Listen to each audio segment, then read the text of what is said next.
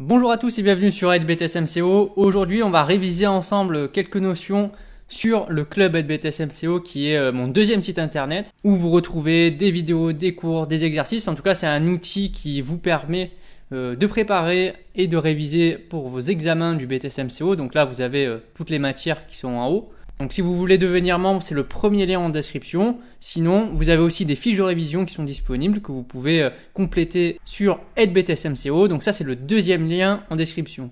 Donc aujourd'hui, qu'est-ce qu'on va voir? On va réviser ensemble un peu de gestion.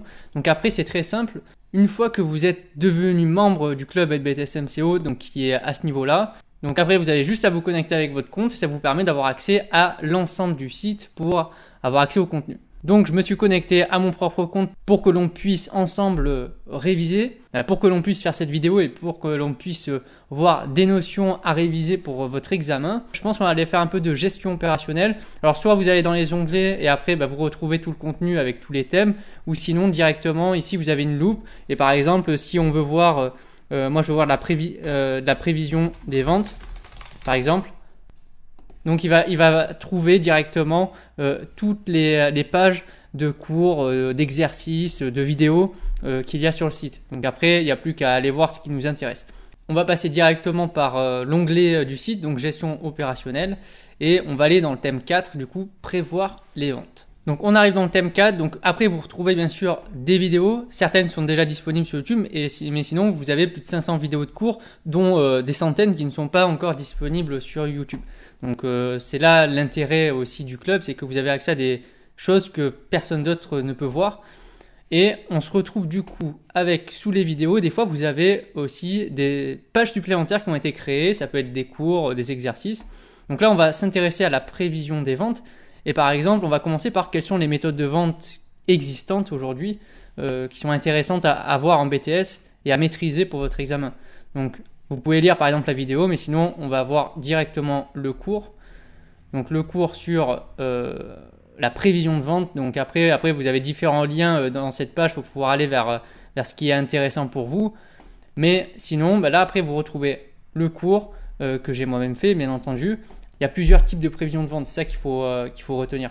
Alors bien sûr, il y a la méthode qui est basée sur le passé. Ça, c'est très utilisé en entreprise et ça consiste en fait à prévoir les ventes par rapport à ce qui s'est passé l'année dernière. Et donc notamment, on va utiliser ce qu'on appelle des facteurs internes à ce niveau-là, c'est-à-dire qu'on va analyser justement toutes les statistiques qu'on a dans notre magasin, parce que tous les magasins ont un logiciel de gestion avec les historiques de vente, etc. Et souvent là-dessus, on va voir justement les historiques de vente mois après mois, l'année précédente. Et à partir de ces ventes-là, on va pouvoir définir des objectifs pour l'année suivante, pour pouvoir notamment prévoir les commandes. Ça, c'est l'essentiel. Pour avoir une bonne tenue de magasin, il faut avoir un magasin qui soit suffisamment plein, mais pas trop non plus, sinon il y a trop de stock. Pour optimiser cette gestion des stocks et cette passation de commandes, on va se baser sur les stats des ventes du magasin. Donc déjà, la méthode sur le passé, c'est essentiel, c'est utilisé en permanence en magasin. Donc après, on peut prendre aussi en compte les facteurs qui sont externes, c'est-à-dire qu'on va rechercher des informations sur Internet. Par exemple, l'INSEE, on peut rechercher sur l'INSEE des tendances démographiques ou des tendances au niveau des revenus des ménages sur notre ville, sur notre zone de chalandise, qui vont nous permettre aussi d'adapter notre offre. Il faut aussi aller chercher des informations sur les tendances de consommation, donc faire des études de marché pour anticiper un contexte environnemental qui est arrivé. Par exemple, typiquement la crise du Covid, donc c'est un contexte environnemental important qui est venu influencer l'ensemble des entreprises. Donc ça, bien sûr, dans les commandes, après, on prend en compte tout ce qui se passe aux alentours.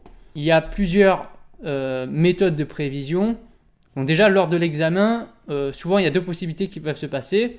Donc la première, déjà, c'est qu'on peut imposer une méthode à utiliser. On va dire, à partir de l'annexe temps, on peut te demander, à partir de la méthode, par exemple, de la tendance, de déterminer le chiffre d'affaires prévisionnel de l'entreprise. Ou sinon, la deuxième possibilité, c'est te demander de déterminer tout simplement l'objectif ou les ventes futures avec la méthode de son choix. Donc là, on pourra choisir les méthodes que l'on veut. Donc je vous rappelle les 4 méthodes qu'on peut utiliser sur de la prévision de vente. Il y a la méthode du trend, donc ce qu'on appelle de la tendance. On va tracer une courbe de tendance entre deux points pour déterminer un chiffre d'affaires. La méthode des points extrêmes, donc là sur la méthode des points extrêmes, on va mettre 2 points à l'extrémité et on va relier ces deux points par une droite et ça va nous permettre de calculer le chiffre d'affaires prévisionnel.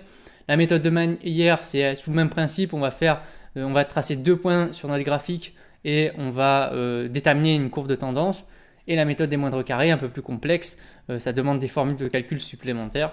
Mais ça, tout ça, c'est bien sûr disponible à chaque fois. Dans le club, vous avez à chaque fois une page de cours pour chaque méthode, avec bien sûr les vidéos qui vont avec. Par exemple, la méthode de la tendance, on va voir ça parce qu'elle est assez simple à bien comprendre.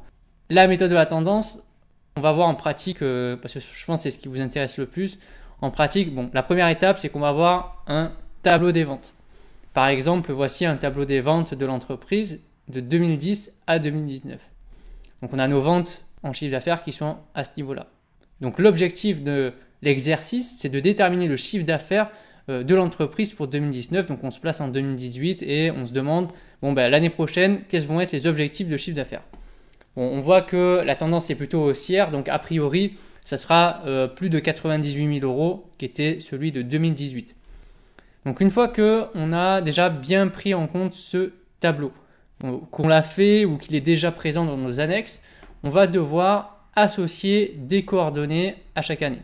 Parce que c'est une méthode graphique, donc il faut déterminer une ordonnée et un abscisse. Donc l'abscisse c'est X, ordonnée c'est les Y. Sur l'axe des X, on va mettre les années, donc 2010 à 2018. Donc là on voit, on trace le graphique en troisième étape. Donc on a placé de 2010 à 2018 sur notre axe des X qui est à ce niveau-là et on a notre axe des ordonnées qui est à ce niveau-là, donc avec le niveau des ventes. Donc après on va placer nos points qu'on a juste au-dessus. Donc 2010 ça correspond à 65 000 euros, donc on va à 2010, on monte jusqu'à 65 000 euros. 2014 on monte à 85 000 euros, donc on prend 2014, hop on monte en haut et on est à 85 000 euros et après on trace entre chaque point. Donc ça nous permet déjà de voir une petite tendance qui se dessine, c'est que vous voyez bien qu'entre 2010 et 2018, il y a une tendance assez constante de hausse, avec notamment une bonne hausse en 2013 et en 2014. Si on doit en faire une analyse, ça pourrait être ça. Quatrième étape, une fois qu'on a tracé tous nos points, pour la méthode de la tendance, on va prendre nos deux points opposés pour tracer une droite de tendance. Donc on va prendre entre 2010 et en 2018, on met notre règle à ce niveau-là et on trace une droite de tendance. Et du coup maintenant on va pouvoir passer à la dernière étape, c'est-à-dire qu'on va se servir de cette courbe maintenant pour déterminer le chiffre d'affaires prévisionnel de 2019. Donc là vous voyez j'ai rajouté 2019 sur mon graphique, puisqu'auparavant on allait à 2018. L'objectif, on part de 2019, on part à la perpendiculaire, donc on monte jusqu'au niveau de l'intersection avec notre courbe de tendance qu'on a tracée juste avant. Et de cette droite de tendance, ensuite, on va, pareil, on suit notre ligne et on va jusqu'à notre axe des ordonnées avec nos ventes. Et donc là, on s'aperçoit, ça tombe entre 100 000 et 105 000 euros. Après, on essaye de faire en sorte que d'être cohérent dans notre réponse et se dire c'est pas 100 000, c'est pas 105 000. Moi j'ai mis 102 000 euros, ça pourrait être 101 000 par exemple ou 101 500.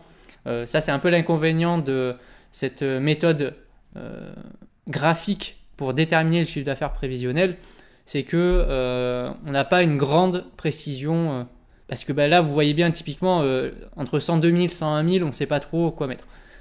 Ça c'est un peu l'inconvénient. Par contre c'est vrai que le gros avantage c'est que hormis le fait qu'il faut faire un graphique, mais de toute manière dans toutes les méthodes quasiment il faut faire un graphique, c'est assez rapide à faire. On a juste à tracer nos points, on fait une courbe et ensuite on va à notre année et puis on fait un angle droit et on retrouve nos ventes.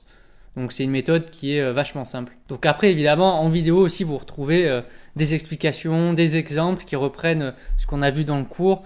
Ça vous permettra à l'intérieur d'avoir des précisions supplémentaires, des méthodologies qui sont intéressantes à voir. Donc là on a vu la méthode de la tendance. Après vous voyez on a les points extrêmes, la méthode de Maillère et les moindres carrés. Donc ça globalement ce sont les 4 méthodes à absolument connaître. Si demain tu dois déterminer l'objectif de chiffre d'affaires de ton rayon ou de ton magasin pour ton dossier ad hoc ou des RCV ou même pour ton poste tout simplement, pense à ces méthodes-là, ça pourrait être intéressant d'avoir grosso modo une idée de l'objectif qu'on devrait faire l'année suivante. On arrive à la fin de ce premier épisode de révision ensemble, donc sur le club HBTSMCO. Il y aura d'autres vidéos tous les lundis. A priori, je ferai une vidéo dessus pour qu'on révise ensemble, que je vous donne des conseils supplémentaires, des explications, des exemples concrets. En tout cas, il y a beaucoup d'informations et c'est vachement utile pour vous accompagner tout au long de l'année, bien évidemment, dans vos révisions et dans votre apprentissage. C'est le but de ce deuxième site internet que j'ai créé. Donc merci à tous, on se retrouve très vite pour une nouvelle vidéo. Si vous voulez devenir membre, n'oubliez pas d'aller sur le club et puis vous pouvez obtenir un pass d'accès en fonction de vos besoins. Ça peut être pour 1 mois, 3 mois, 6 mois ou 1 an. C'est vraiment variable, flexible en fonction de vos besoins. Et puis j'aurai bien sûr hâte de vous retrouver dans une prochaine vidéo pour qu'on révise ensemble avec l'arrivée des examens. C'est important d'être vachement régulier dans vos révisions. Merci à tous, on se retrouve très vite pour une nouvelle vidéo. Bye!